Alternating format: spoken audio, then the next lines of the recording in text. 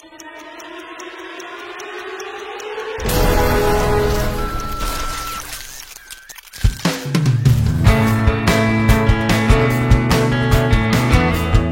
everyone, I'm Miguel Lamorte and welcome to Persona, the show for and about inspired people. Today's guest is a Texas native but comes to us via Shreveport, Louisiana. He's currently working on his 7th album entitled Seven, and his latest release, America, is available worldwide. So I'm happy to introduce to you today Mr. Maxie Dubose. What's happening? Not much, man. Good to see you. Good to see you. Thanks for coming on. Brother. Yeah. So I have to ask right out of the gate, you're a Texas native, and so what are some of your earliest memories from Texas?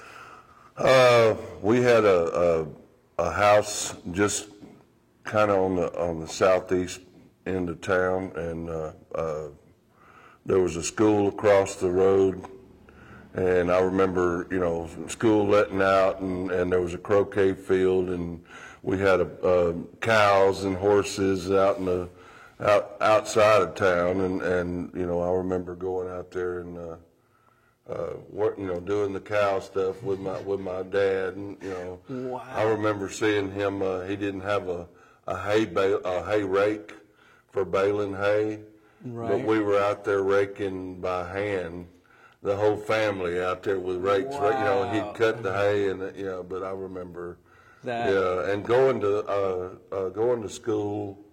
I still remember some of my friends from, I started kindergarten and first grade, and then we moved to Louisiana. Right. Around that area. So, What? Who inspired you to first pick up a guitar and write songs? My dad played guitar, and his nickname was Buck because he used to sit on a bucket outside his home place down in southern Mississippi and by the road, and he would sit there, and people would say, "There's that boy on that bucket again," but it just stuck as his nickname. But he preferred to be called Buck. But he played old Jimmy Rogers and Red Right. Foley and stuff like that, and he bought me my first guitar and gave me a Hank Williams songbook.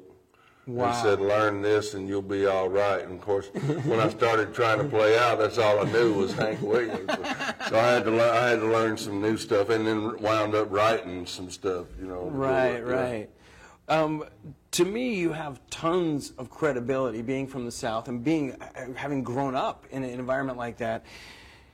Now, like 7 albums later of your own, not to mention other projects you were involved with along the way through your life.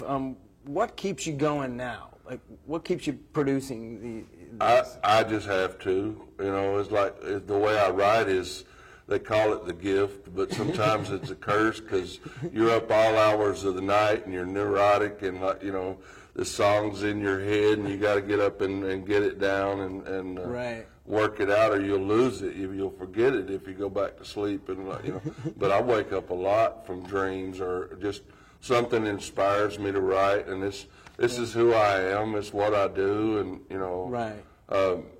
Music never left me. I've tried to leave music several times, but it just it always comes knocking, man. Believe me, I know. Well, talk to me about America, your latest release. What was the inspiration behind that body of work?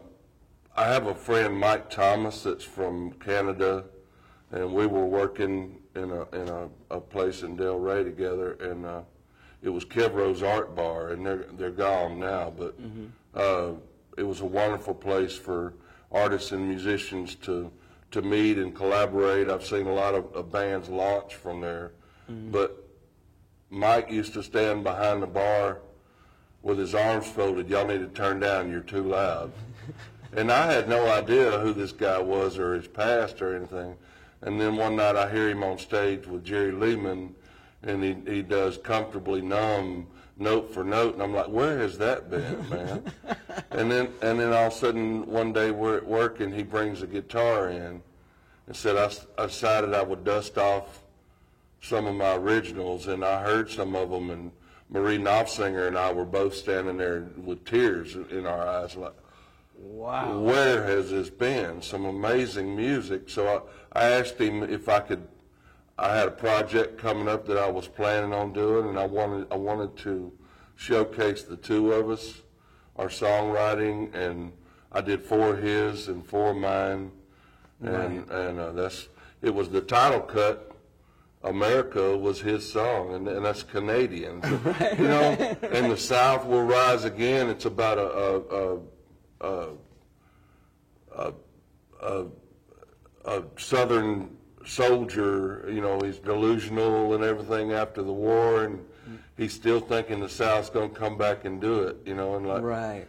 and like that kind of bespeaks of where the South has been to me for a lot of years, and like, you know, what are you waiting on? Like, let's do the thing now, you know. But for him to write that stuff was amazing to me. I said, where does a Canadian come up with this stuff? And he said, well, I'm like a Civil War history buff, and like, you know, I dig that kind of stuff. And I'm like, wow, yeah. Wow. So I just had to do some of his music, and he writes some beautiful love songs.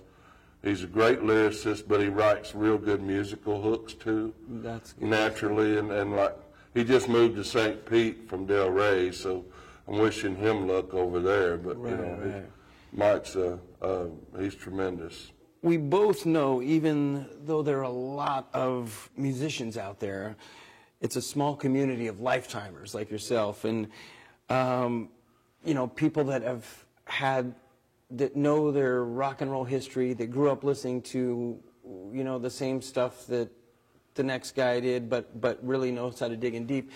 And I don't know, correct me if I'm wrong, you mentioned to me one time a story about Scotty Moore. Or was it? James Burton. James Burton. Oh, God, who replaced Scotty Moore? Right. And James was, I met James through one of my first guitarists and producers, and he comes in the little club one night with a brand new Ovation and a letter from the president of Ovation, and I'm like, who is this guy? You know, and he gets up there and he starts tearing up the guitar, and I'm like, who is this guy? And then he comes over to my friend Robin and offers him the John Denver gig, and I'm like, oh my word! You got to be kidding me, wow, man! And like, I had no clue who he was. Right. But he was a Shreveport local, and Joe Osborne's another one that, you know. Was. But they used, I ran a club next to James's club downtown Shreveport for a while, and his son, Jeff, played guitar there with a band, and James would be standing there. But every day, he was such a, you know, a humble, personable guy. Hi, Max, how's your day going? Shake hand, you know, give me a big hug. He's just a sweetheart of a guy, you know, and really, if anybody could have been egotistical and arrogant, he could have been, but he wasn't. So that really made an impression on me, and you know, I'll never forget that, you know. But that's incredible. For anybody who doesn't know, James Burton was the guitar player for Elvis, who replaced Scotty Moore, the longtime guitar player with Elvis, up until probably, the mid-'60s, and then James took over. Ricky Nelson, he played with Ricky Nelson and everybody. I mean, he's got over 500 gold records to his credit. Sure. Most as an unknown sideman, though. So right. Yeah, he's something else. The lead lick to Working Man Blues for Merle Haggard and Susie Q. That's James, and like he's got a real unique style. It's chicken picking, but he uses a flat pick and finger picks to get this sound, and other people try to emulate it, but you know, I don't think they do because there's only one James Burton. Right. Yeah. You know what's funny is that he when he was on the Ozzie and Harriet show with Ricky Nelson, when Ricky was just really young, they had an endorsement from Rickenbacker guitars. And this was before, this is in the 50s, okay? So Rickenbacker hadn't taken off because Beatlemania kind of made Rickenbacker, put them on the map because of John Lennon. But in the 50s, Rickenbacker made their guitars out of heavier wood, out of maple instead of out of ash, okay? So it was a lot heavier. And I actually at one point had a little solid body Rickenbacker that was just like the one that James Burton played on the Ozzie and Harriet show, and the thing sounded like a Les Paul. I mean, it was like, it was so heavy, you know, for a little Rickenbacker, but I think a lot of his sound was, I mean, obviously all of it is the way he plays, but he always picked unique type of guitars. Remember, he had the Paisley Telecaster, which was a big signature thing with him.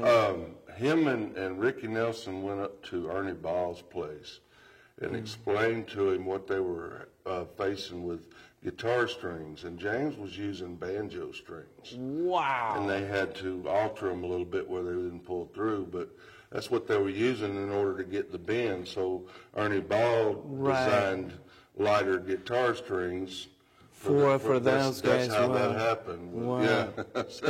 I saw a video of him talking about it. You know, that's cool. That's awesome. Just yeah, I mean, that's stuff that, you know, that people wouldn't normally know, you know, like, you know, like, I mean, and it makes sense. It sounds like banjo strings, you know. What, tell me what the circumstances were that led to your work with the Stagger Lee Band. I had written a song.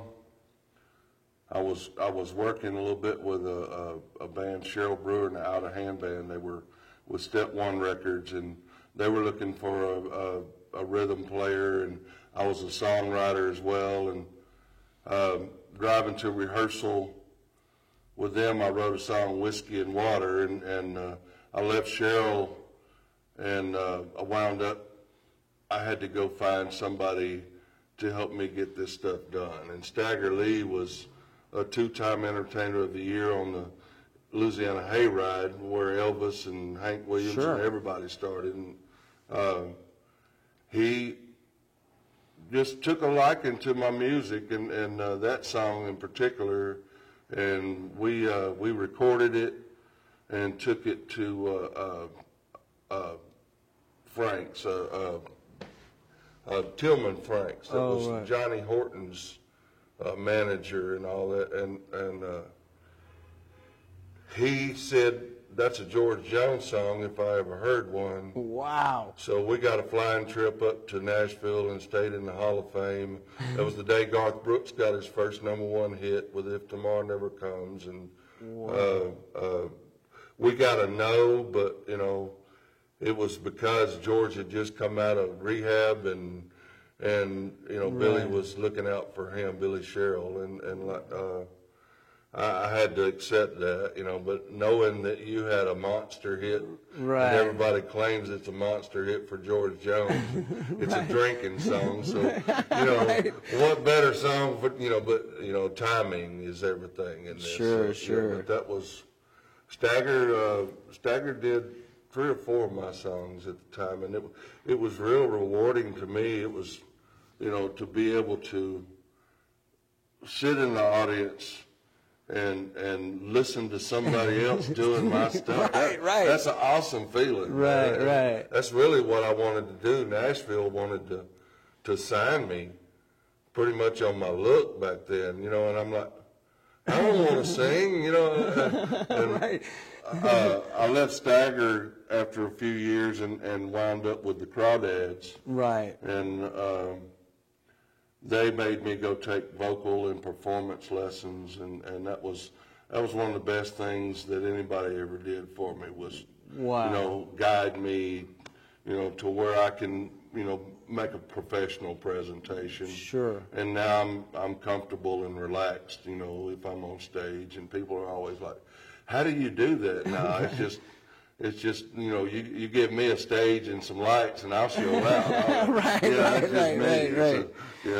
I mean, as a Floridian now, where are you getting your inspiration? Because you spent so much time in the South. I mean, the South is your home, the deep South, and now in Florida, do you ever feel like, oh shoot, I'm on vacation, I can't get anything done? Or no, I hang out with a lot of awesome musicians and bands, and of course when I was at Kevros, I used to host open mic shows, and a lot of people came through, and I got to know a lot of people in 7 years and doing 2 shows a week. And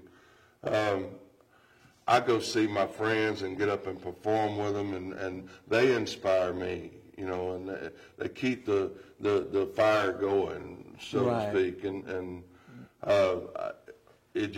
it just keeps happening. And so, you know, I got to follow that trail, you know, Right. follow the dream, chase the star, but, you know, Right. you may never get there, but you tried. And my main objective all along was to be heard Right. as an independent artist, and I've got my own publishing through BMI. I was grandfathered by Ann Stuckey, who was a past president of the Nashville Songwriter Association. Super. And Owen Bradley's daughter, Patsy, was one of the vice presidents of BMI for songwriters Oh, cool. relations, and she was the other mentor that grandfathered me. And now, after all these years and all the things I've learned, and, you know, I want to give back to other artists too. So, Right, you know, right. and show people and teach people what I've learned. And Right. make it a little easier on them, but being heard, because you're an independent artist, you're up against the syndicated record labels and publishers and radio play. And if you're not with one of them, you're not going to get on the radio. But I'm getting heard. You know, yeah, people. the internet's amazing, and what we're able to do now. I'm all over iTunes and Amazon, Rhapsody, Spotify, SoundCloud, Reverb Nation, Facebook. The social media network is amazing Yeah, for absolutely. promoting, you know, Yeah. gigs and shows, and, you know, just, you know, collaborating with other people. We send lyrics and sometimes use Dropbox to. Sure. You know, yeah. I got a friend that out in California just did some mandolin tracks for this new 7 album. And it's, yeah. And the technology, we can do things like that, you know. Right, and right. I love what I do, and you know, I've not made a lot of money at it, but, you know. But you love what you do. I love That's what I'm good. doing, That's so I'm good. never broke, right? That's good. Do you ever, that said, do you ever get the guys together and just jam and just like Oh, sure. knock around, like just like Sure. make stuff Yeah, up? And yeah, we get together, try to do about once a week. Usually my friend Monique Chalk has a real nice pro jam at Tim Finnegan's in Delray, and that's where we've all kind of gathered to now that Kev Rose is gone. And, Right. And it's like old home week every week, you know. That's good. Everybody would get together and cut up and tell jokes. And, Right. you know, just be together. But the music that comes out of some of that stuff is just fabulous. It's amazing. Talk to me about Merle Kilgore. What? They did some songwriter clinics in Shreveport, Bossier, and I was being mentored at the time by Ann Stuckey, and she was one of the speakers. And, you know, they gave us tips about songwriting. It was Merle Kilgore, Michael Garvin, Ann Stuckey, Joe Spivey, who was for years with John Anderson, and now he's one of the hottest producers in Nashville, and Michael Grady, who wrote Born to Boogie and some other big hits, you know. Right. They were basically giving us advice on what you need.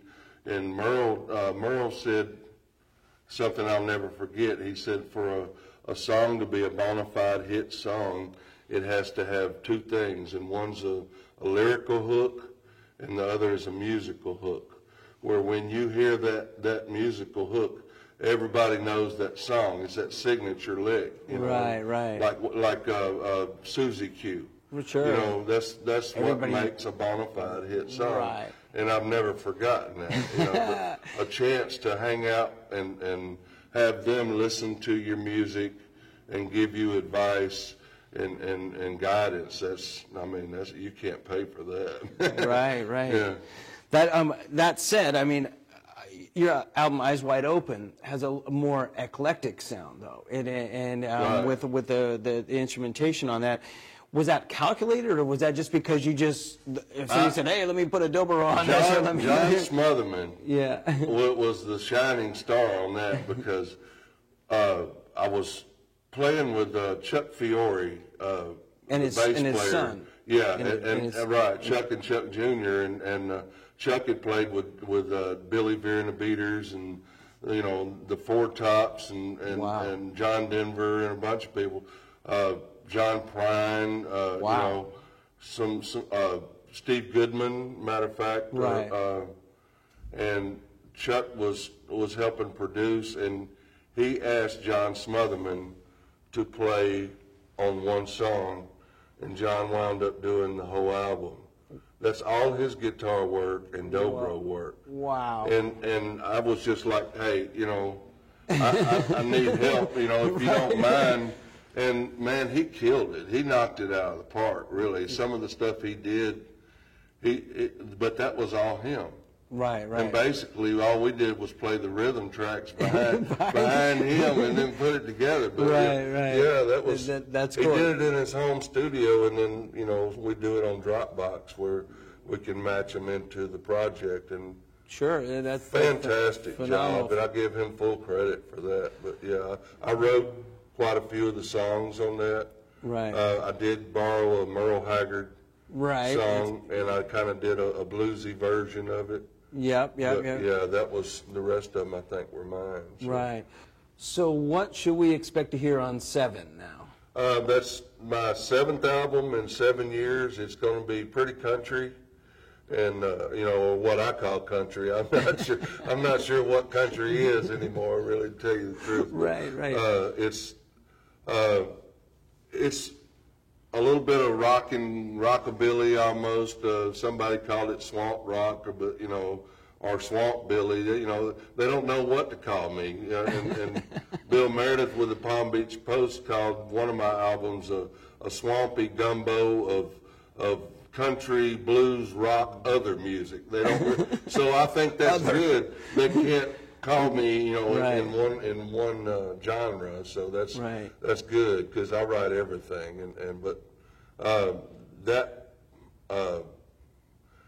album, there's going to be something unusual on everything I do. There's one song that's usually not like anything else on the album. The stepchild of the album. It catches your attention, though. Right. But yeah, there's some rockabilly on this. There's one that I'm really proud of, Down in Dixie. It's about a guy that's out on the road, and he's starting to get homesick and wondering, hey, what if they forget me back home? You know, and you know, they forgot Hank Williams, and why would they not forget me too? Like, right. And you start having those worries and fears out on the road, like, you know, do I need to get back home now? Have I been gone too long? And you know, like, you know, what'll happen? Will people even know me, you know, when I get there? So that's kind of the premise behind the song, but it's turned out really nice. That's awesome.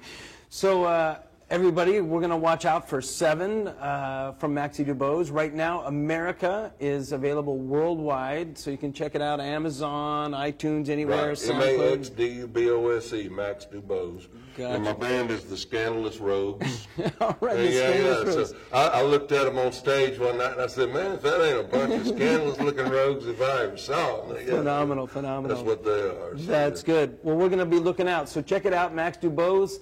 America is the album that's out now. 7 is coming out very shortly, so keep your ears open to that. I'm Miguelito Lamorte, and thanks for watching us here on Persona. You can follow me on Twitter at Miguelito Mundo, and you can subscribe or give us a nice big thumbs up on our YouTube channel of Persona with Miguelito Lamorte. All right, ciao.